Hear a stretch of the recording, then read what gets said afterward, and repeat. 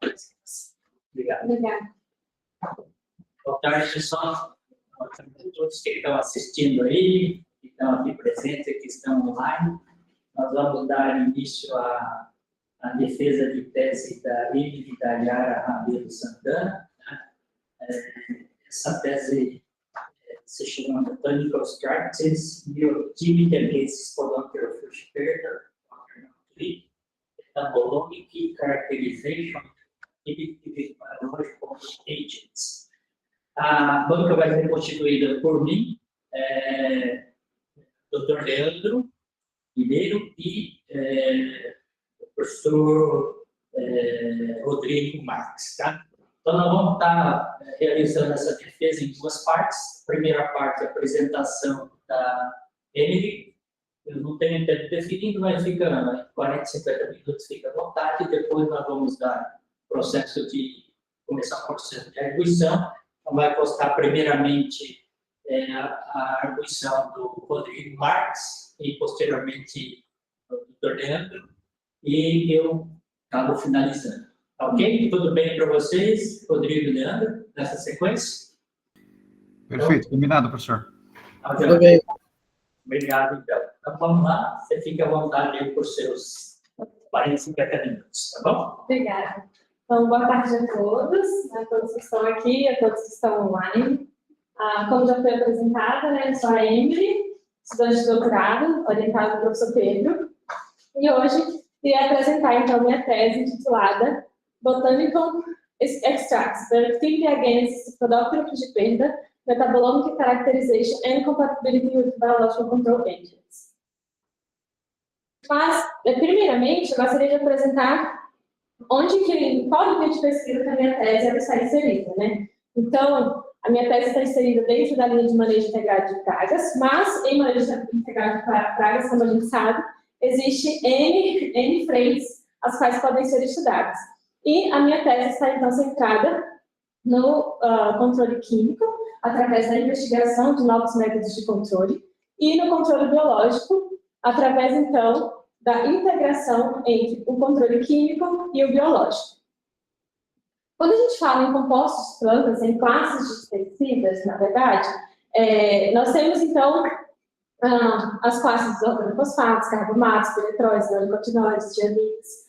E se nós formos parar bem para pensar, essas classes de compostos não é uma regra, mas elas foram sendo desenvolvidas, né, cada vez mais, novas classes, e elas foram sendo menos tóxicas, né, menos prejudiciais ao meio ambiente e, consequentemente, também aos inimigos naturais. E no topo, então, aqui dessa escada, nós temos também os inseticidas botânicos, os quais eles podem ser utilizados na sua forma natural ou servir como base para a síntese de novas moléculas. E esses inseticidas botânicos, eles também são considerados ambientalmente mais corretos, né? Eles são considerados, então, menos tóxicos, né? Causam menos efeitos sobre os inimigos naturais. E dentro desses inseticidas botânicos, existem duas famílias, né? Família Anonácea e Solonácea. São famílias que foram muito estudadas, inclusive em nosso departamento, pelo grupo do professor Jair. E são famílias que possuem metabólitos, né, bioativos, que possuem, então, toxicidade frente a insetos praga. E no caso de Anonácea, né, um dos principais gêneros, né, que é bastante estudado, é o gênero Anona, e esse gênero ele possui acetogeninas como seu principal componente, sua principal classe química. E no caso das Solonácea, tem-se alcaloides e etanolídeos, os quais também possuem atividades sobre insetos, né, sejam atividades citotóxicas, né, antialimentares, e dentre outros modos de ação. Mas, quando a gente fala em compostos de plantas, existe, então, uma infinidade de compostos de plantas, os quais já foram demonstrados sua bioatividade frente a insetos praga, né, e frente também a outros alvos. Porém, se nós pararmos para pensar, existem ainda poucos produtos no mercado à base desses compostos de plantas. Então, existe aqui um gap, né, onde existem diversas também explicações e fatores, né, que explicam esse gap, mas um deles é o isolamento e a caracterização dos compostos bioativos, e é desse que eu vou, então, tratar aqui na minha tese. E por quê, né, esse isolamento e caracterização? Em um extrato de planta existe ali N compostos, uma alta gama de compostos. Então, para que você chegue ali a um composto mais purificado, é preciso você fazer o isolamento, né, e a posterior caracterização desses compostos.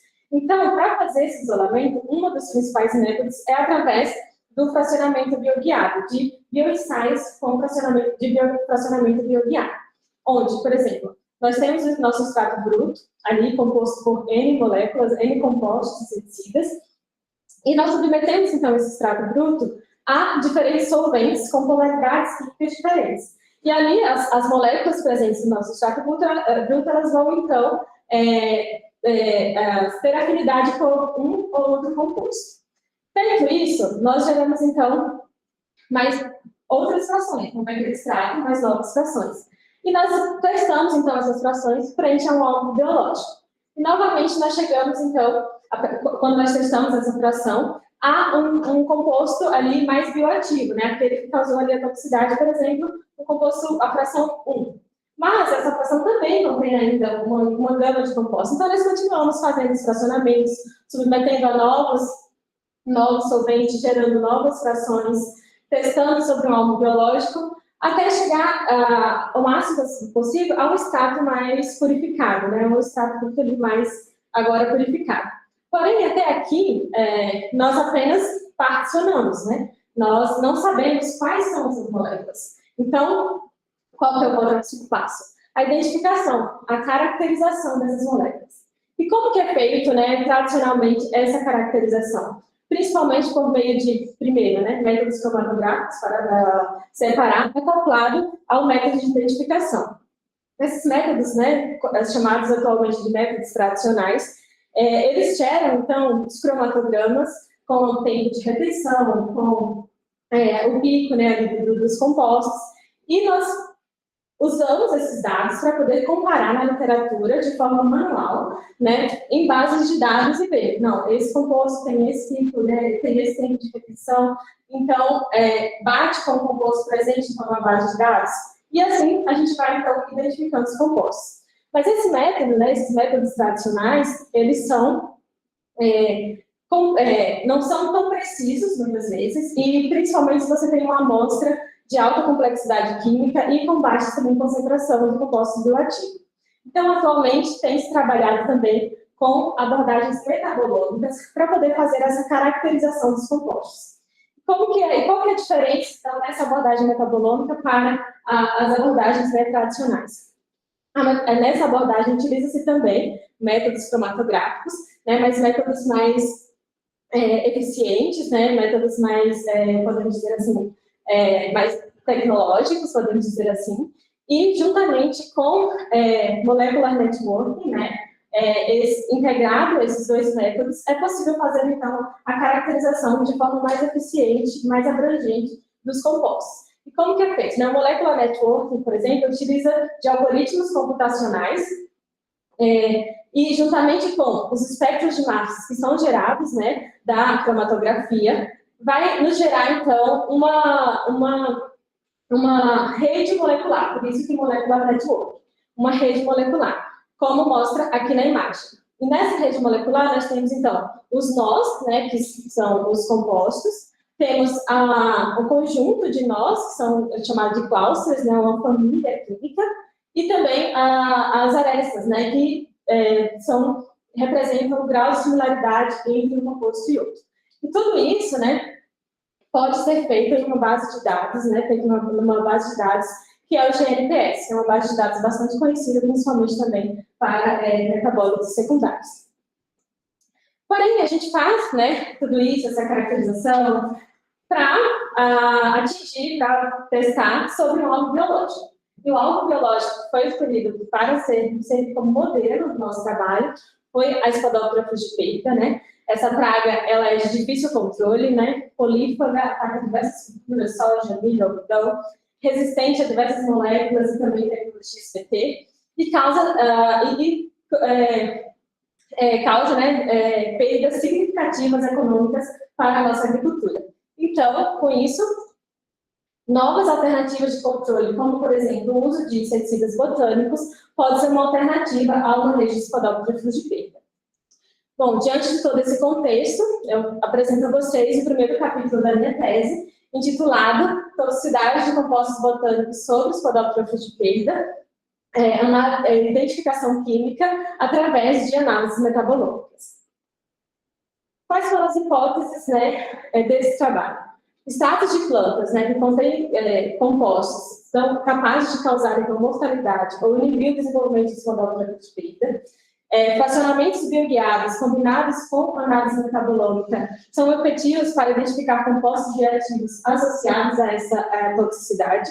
E, com isso, o objetivo do trabalho foi avaliar, então, a toxicidade de extratos brutos, né, de diferentes espécies de ananáceo e solanáceo sobre spodófilos de perda, e também realizar o fracionamento bioguiado do extrato mais promissor e utilizando também a sua caracterização com de diferentes metabolômicos.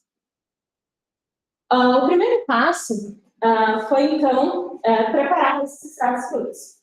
Então, as espécies utilizadas foram 2 pertencentes à família Anácea, como eu falei anteriormente, e 2 pertencentes à família Solanácea. Então, as folhas dessas espécies elas foram coletadas, foram secas, né, em estufa de circulação forçada, trituradas para se obter um pó fino, e esse pó fino foi, então, adicionado ao solvente etanol para a maceração a frio.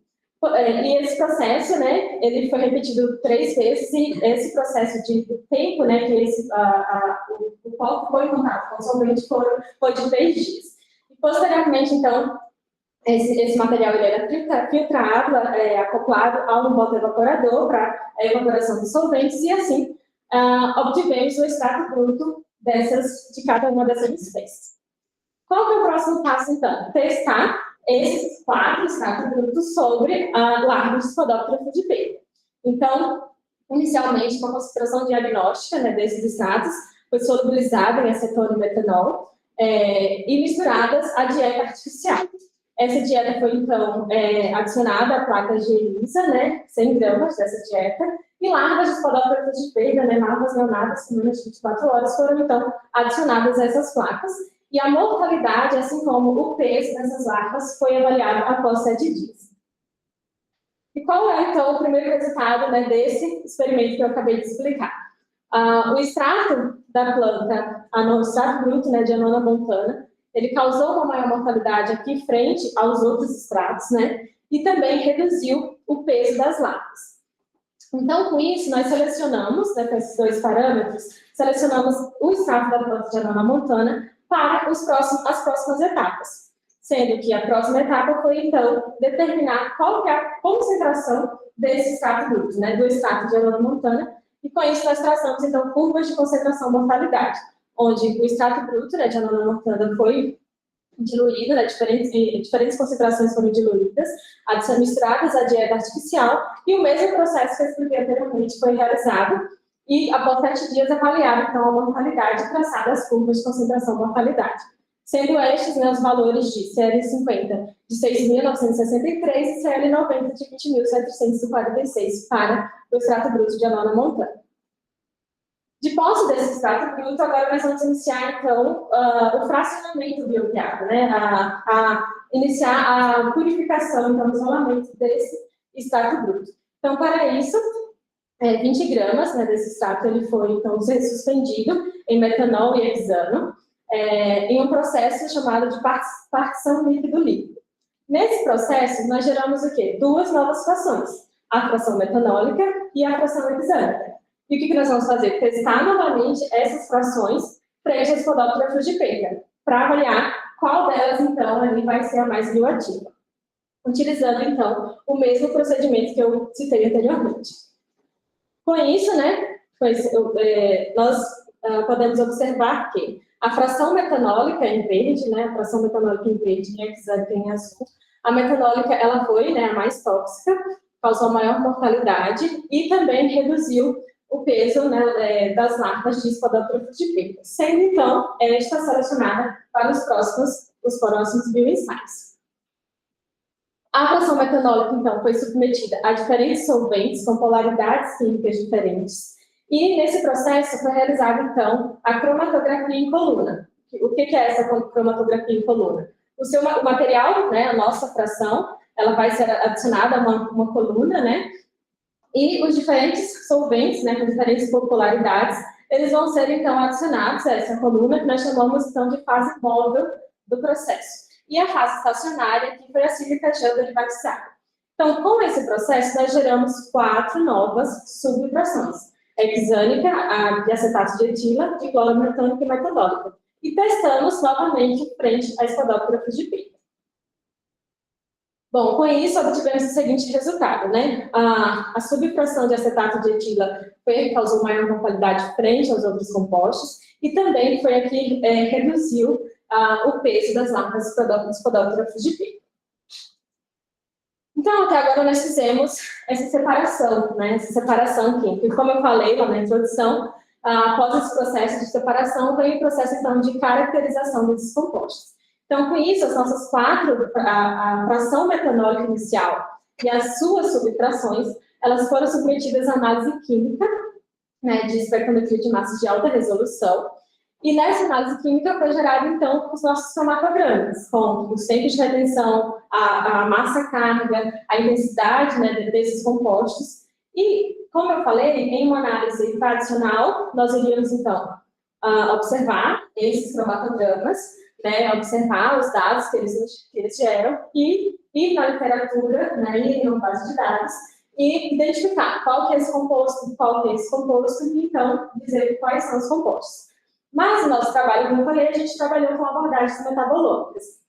Então, posteriormente eu vou explicar a abordagem metabolômica, mas antes, nós fizemos também uma análise, nós podemos dizer assim, exploratória, né? Uma análise para visualizar ali as nossas frações, que foi, então, uma análise comparativa, onde a gente utilizou o software Metaboanalyst para gerar, então, dendogramas e alguns clusters, né, hierárquicos.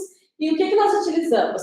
Todos aqueles dados, né, que eu mostrei anteriormente, de tempo de retenção, massa-carga, e juntamente com os dados de atividade das nossas frações, nós utilizamos nessa análise, né, exploratória e comparativa, nós geramos alguns gráficos, entre eles, né, o gráfico hierárquico, onde o que nós podemos observar aqui? Que as nossas frações de clorometânica e metanólica, elas estão próximas, né, agrupadas, né, de forma mais juntas, né, mais agrupadas em si. E as frações metanólicas e de acetato de etila estão, então, em outro grupo, né, dentro ali do nosso gráfico hierárquico.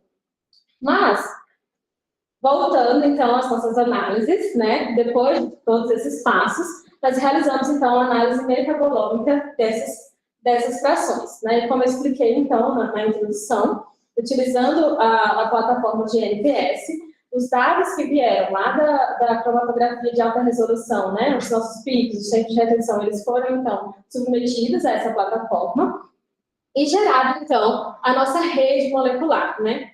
Essa rede molecular, ela foi gerada no software Cytoscope e o composto ele era considerado similar ou não a outro quando o Cosine Score, que é o grau de similaridade, foi maior do que 0,7. Com isso, das nossas frações, né, foram, então, identificados 588 nós, né, conectados em 70 clusters, né, 70 famílias químicas. E os nós em vermelho representam, então, as frações que nós consideramos mais ativas, né, que foram mais ativas frente aos podógrafos de Pitta, que foi a metanólica e a de acetato de etila. E os nós, né, em verde, são, então, as frações que nós consideramos como não ativas, a de diclorometano e metanol. Nesse cluster, foi possível identificar também, nesse aqui foram todos, os 588 nós de todas as nossas frações. Mas das frações não ativas, nós conseguimos identificar algumas famílias químicas. Então, famílias químicas, alcaloides, flavonoides e terpenoides, eles estavam presentes nas frações não ativas, né, ao invés das frações ativas. E quanto às nossas frações ativas, que foi a metanólica e a sua subfração de acetato de etila, nós identificamos, então, caracterizamos, né, pela análise, pela rede molecular, 16 acetogeninas, né, desses compostos, sendo eles montancina L, D, K, rolineastatina 1, 2, né, dentre outros. Aqui estão todos, né, os compostos que foram caracterizados, sua massa molecular, né, sua massa carga, no nosso trabalho. Então, com isso, né, os resultados, né, desse primeiro capítulo revelam que estados metanólicos da planta monomontana causam, né, mortalidade sobre os podófilos de perda, além de também reduzir o peso larval. E a análise metabolômica combinada com redes moleculares conseguiram anotar, então, acetogeninas presentes nas frações bioativas, o que pode, então, estar relacionado à sua bioatividade. Voltando ao primeiro slide, né, como eu falei, vou só tomar uma água um pouco.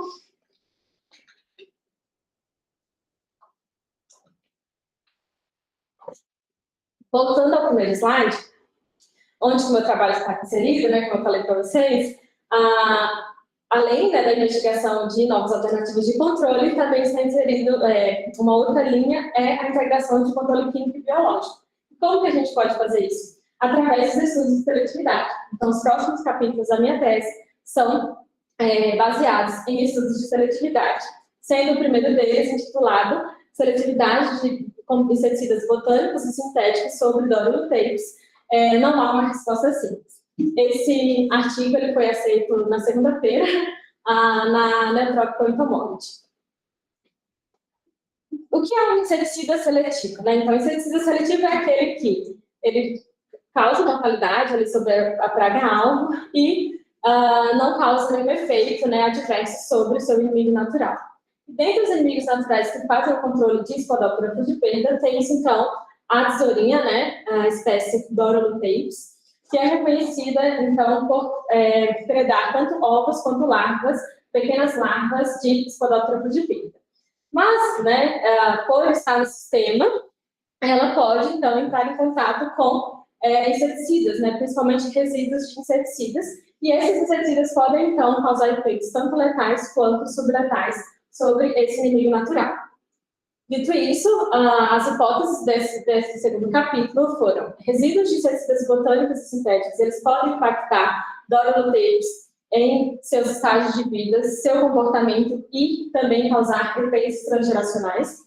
Com isso, o objetivo do trabalho foi avaliar, então, a compatibilidade de inseticidas botânicos e sintéticos com o inimigo natural do doroluteides. Quais foram, então, os tratamentos, né? Um deles foi a nossa fração metanólica obtida no primeiro capítulo, que foi a fração mais bioativa. Mas nós incluímos também outros tratamentos, né? Tanto inseticidas botânicos não comercializados quanto comercializados, quanto inseticidas sintéticos. Então, nós incluímos também o exam, que é o extrato etanólico da planta nona mucosa, o anozon, que é um inseticida botânico comercializado, o azamax, né, conhecido popularmente como NIM, e o inseticida sintético prêmio à base de cloranfenilprol. Esses tratamentos, então, o primeiro do ensaio, né, antes da gente testar a seletividade deles sobre doroluteides, a gente precisa saber qual é a concentração deles sobre os podófilos de perda para usar essa concentração sobre o inimigo natural. Então, inicialmente, nós traçamos as curvas de concentrações letais, onde diferentes concentrações de cada tratamento foram, então, diluídas, né, e misturadas à dieta artificial e adicionado, então, esse podófilo de perda para se alimentar dessa dieta contaminada. E nós traçamos, então, as curvas de concentração e mortalidade de cada um desses compostos, sendo que as séries 90 para o prêmio, né, o cloranfenilprol, 0,43, para o azamax 65 e para o Epamon, né, a nossa fração metanólica do anterior foi de 10,949.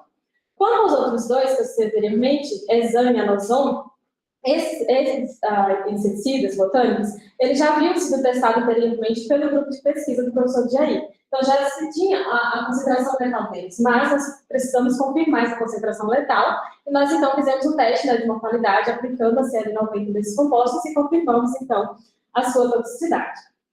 De posse, então, dessas concentrações, nós realizamos o primeiro ensaio de seletividade sobre, então, os estágios de desenvolvimento, para podermos avaliar se os nossos tratamentos, eles são tóxicos, né, em cada um dos estágios de desenvolvimento de Doryl-Lutetium.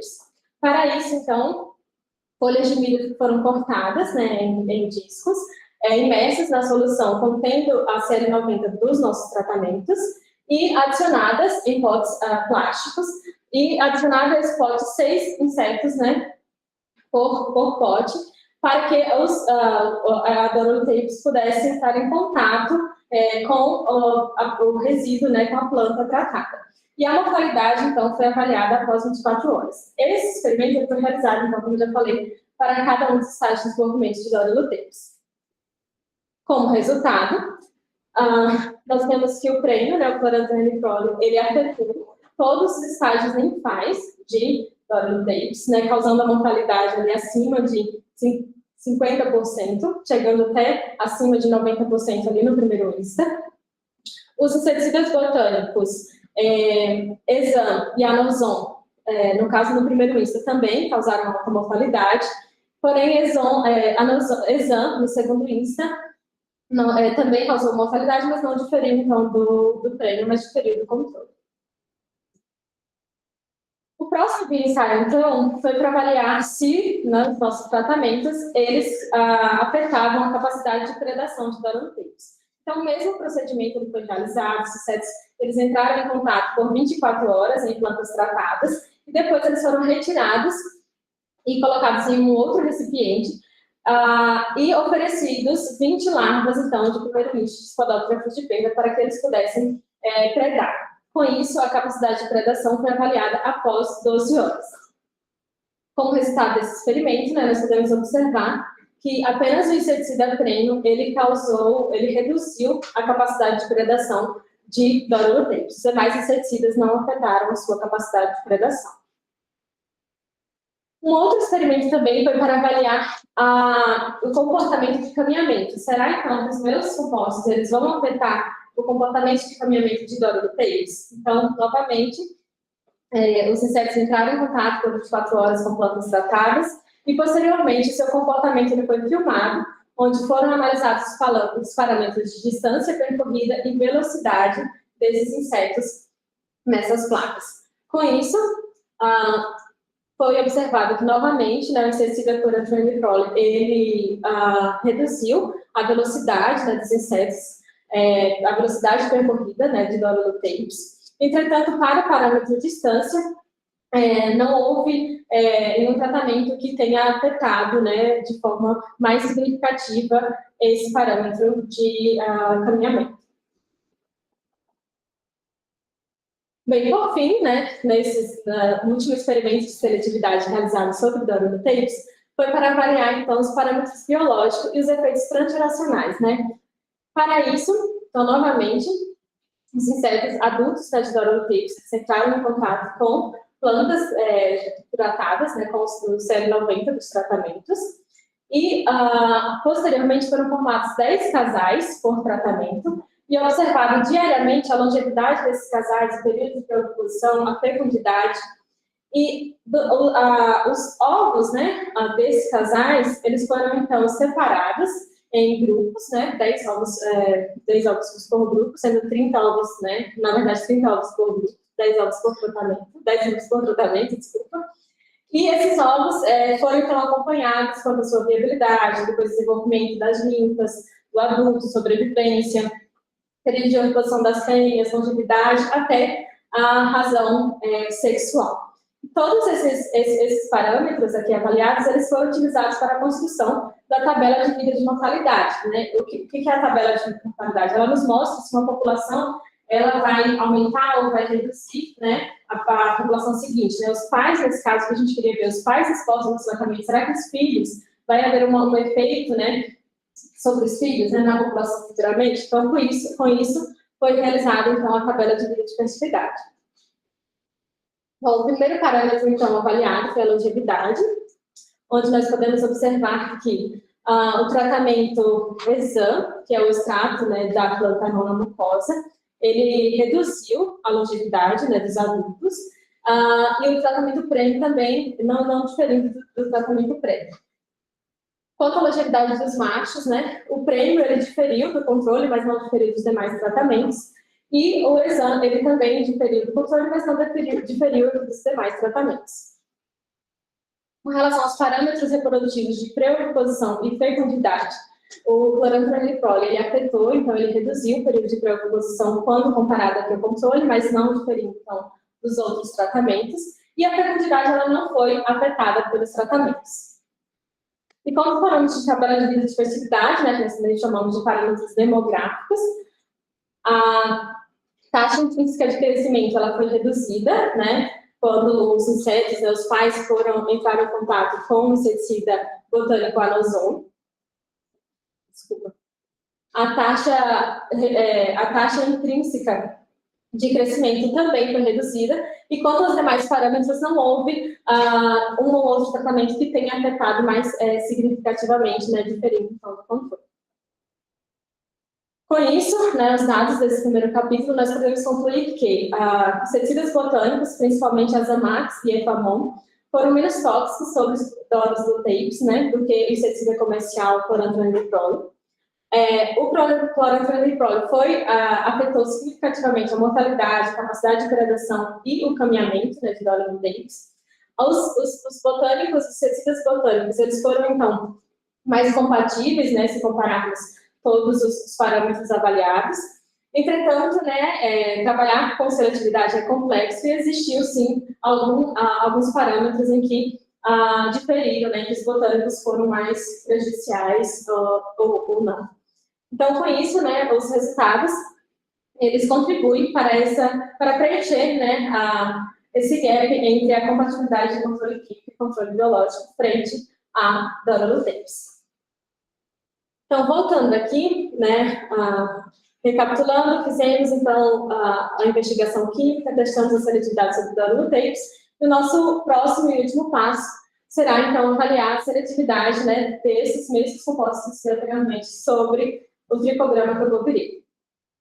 Com isso, o terceiro capítulo, né, da minha tese, intitulado Harmful to Parents, Harmless to Offspring, Lethal and Transgressional Effects of Botanical and Synthetic Insecticides on the Egg Parasitoid Tricograma tubovirida. Esse capítulo ele foi, então, transformado em artigo e publicado na revista Insects, acho que no início desse mês, que eu lembro.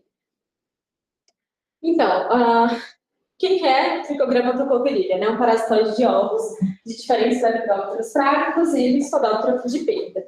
E, consequentemente, por estar ali no sistema, pode sim, então, entrar em contato com resíduos de inseticidas, né, utilizados para controlar a praga e ter, então, ter, né, alguns efeitos subletais ou letais sobre, então, esse inimigo natural.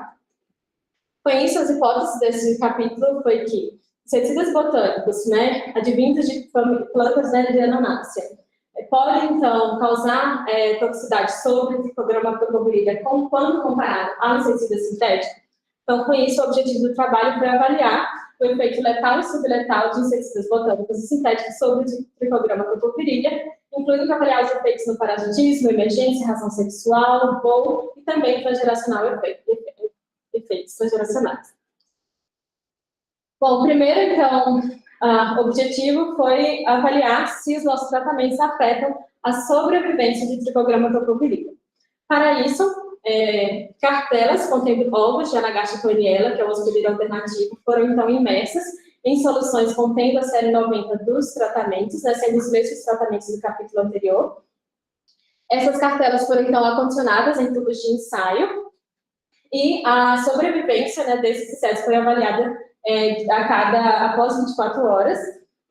E, posteriormente, com esse mesmo bioensaio, foi realizado o bioensaio de parasitismo, né, para a gente verificar, então, se houve um efeito, né, aquelas fêmeas que entraram em contato com os compostos, né, tiveram ali um efeito, né, na redução, né, do parasitismo. Então, com isso, diariamente, essas cartelas elas eram trocadas e deixadas, então, em novos tubos de ensaio, até a coloração mudar, né, que a coloração fica escura, quando indica o parasitismo, e esse parasitismo foi, então, contabilizado.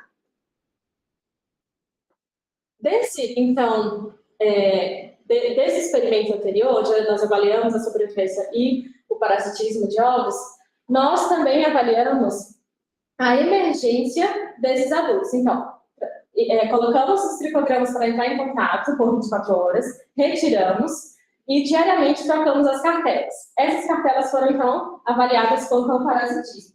Esse parasitismo, então, posteriormente foi avaliado quanto à emergência, né? Quanto desses ovos parasitados, né? Quantos insetos, né, conseguiram emergir então, desses ovos parasitados. Ou seja, essa primeira emergência é de quem? É da geração F1, que já é da geração seguinte. Posteriormente, o mesmo procedimento realizado anteriormente foi feito, né? Esses insetos aqui que emergiram, eles foram individualizados em novas cartelas contendo ovos de Anagastacoeliella para parasitar, e nós obtivemos, então, os ovos parasitados da geração F1. Lembrando que, em nenhum momento, ele voltou a entrar em contato com os inseticidas, né? Apenas a geração F0 entrou em contato com os inseticidas. Esses ovos, então, parasitados, eles foram mantidos e observados a emergência, a razão sexual e também a capacidade de voo da geração F2. Nós também fizemos a classificação toxicológica desses inseticidas, né? Sendo esta, quando a redução do parasitismo ou da emergência é menor do que 30%, esses compostos são considerados inócuos, entre 30 e 80, moderadamente não tóxicos, né? Entre 80 e 99, moderadamente tóxicos, e maior do que 99 são tóxicos. Então, como primeiro resultado, nós podemos observar a sobrevivência, né, de Trichogramma topopilia, onde o inseticida botânico, os inseticidas botânicos Exam, que é do extrato de Anona montana, e Anozon, que é um inseticida botânico comercial, eles reduziram, então, a sobrevivência e apresentaram tempos letais diferentes dos demais tratamentos, né? Enquanto o controle foi de 12 dias, esses inseticidas foram em torno de 10 dias. O próximo parâmetro foi o de parasitismo, né? Onde nós podemos observar que adultos que entraram em contato com o Exam, o Anozon e o Azamax, eles reduziram, né, a sua capacidade de parasitismo, sendo o Exam o que mais causou essa redução, né, o que mais proporcionou essa redução.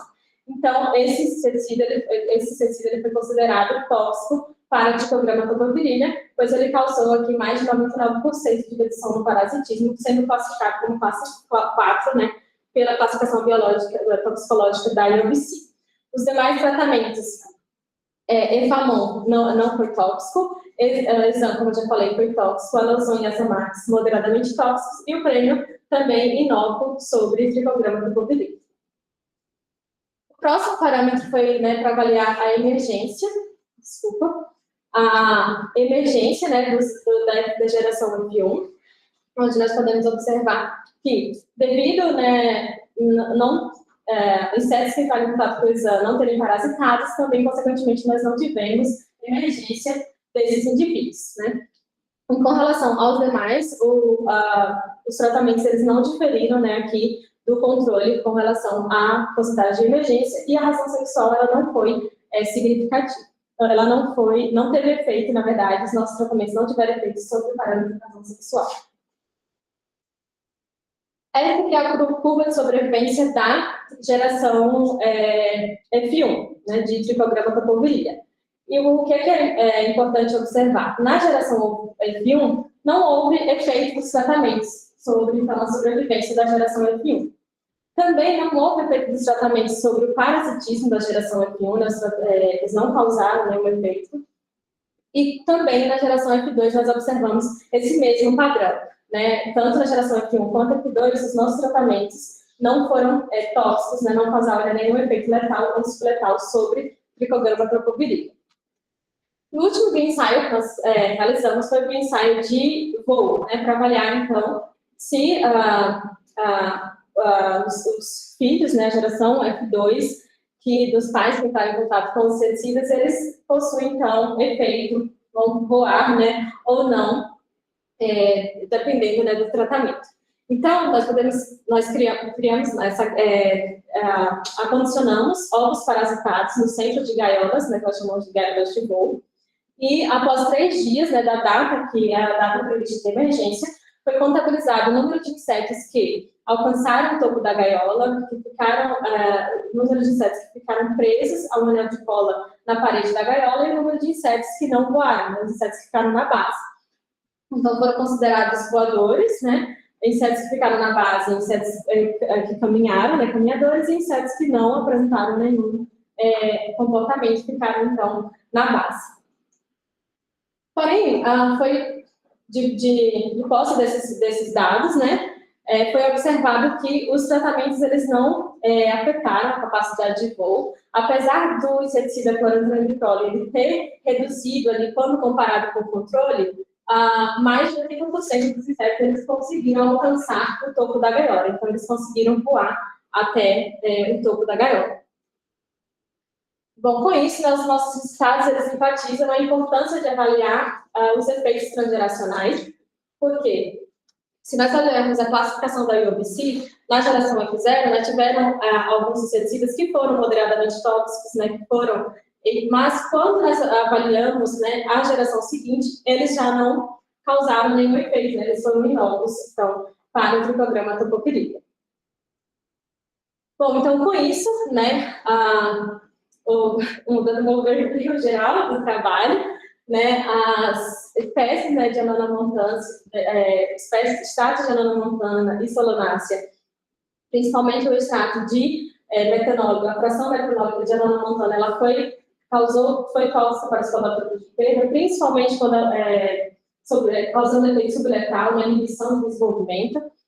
Os ensaios de fracionamento bioguiado, eles, acoplado à abordagem metabolômica e molecular network, eles conseguiram, então, nós conseguimos caracterizar algumas das principais moléculas de acidogeninas presentes no extrato.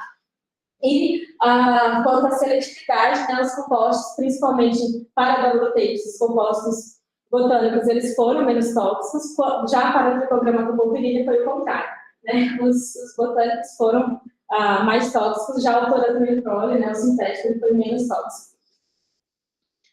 Então, o estudo, né, ele abrange, né, todo esse entendimento de compostos bioativos, ele provém, então, informações essenciais, tanto na questão de análise química da fração bioativa, quanto da seletividade dos compostos. Se ele também, o trabalho também fica claro no trabalho de que trabalhar, né, com seletividade também não é fácil, né, porque muitas vezes depende de muitos fatores, assim como trabalhar com compostos botânicos também depende de muitos fatores. Então, muitas vezes, um composto que é tóxico para um pode não ser tóxico para outro em natural. Então, porém, os estudos de seletividade de compostos botânicos, nada é fácil, né? Mas esses estudos, eles têm cada um a sua contribuição, né? Então, se a cada momento a gente realiza, então, um estudo de seletividade sobre um ou outro inimigo natural, nós vamos adicionando informações sobre a seletividade de determinados compostos. Então, é isso. Gostaria de agradecer a todos. Acho que esse slide eu não treinei. Então, foi o slide que eu não treinei. Eu tentei colocar o máximo de fotos possível, porque eu adoro tirar foto, vocês sabem. E, assim, gostaria de agradecer, né, primeiramente a USP, Exalc, aos órgãos de fomento, né, a CAPES, ao nosso programa e ao laboratório, né. Agradecer ao orientador por ter me aceitado nesse laboratório, né, por ter disponibilizado, por ter feito o esforço, né, possível para que a gente conseguisse desenvolver um bom trabalho. Agradecer a todos os meus amigos que eu fiz,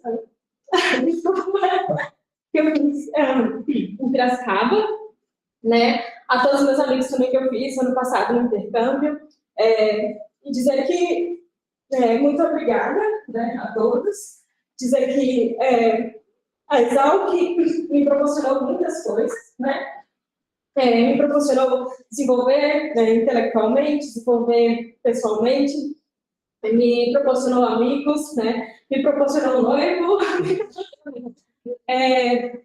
me proporcionou N coisas, né, que se eu tivesse ficado lá, talvez eu não teria, né, mas é um pouco difícil fazer essa mudança, né, mas eu acho que foi necessário, foi essencial para o meu desenvolvimento E hoje eu estou muito grata, né, deixando a Exalc, não grata por estar deixando a Exalc, mas grata a Exalc. Mas grata a Exalc por ter me proporcionado novas oportunidades que eu vou, então, abraçar daqui para frente. Então, obrigada a todos, né, vocês que são a Exalc, na verdade. Então, muito obrigada, e é isso.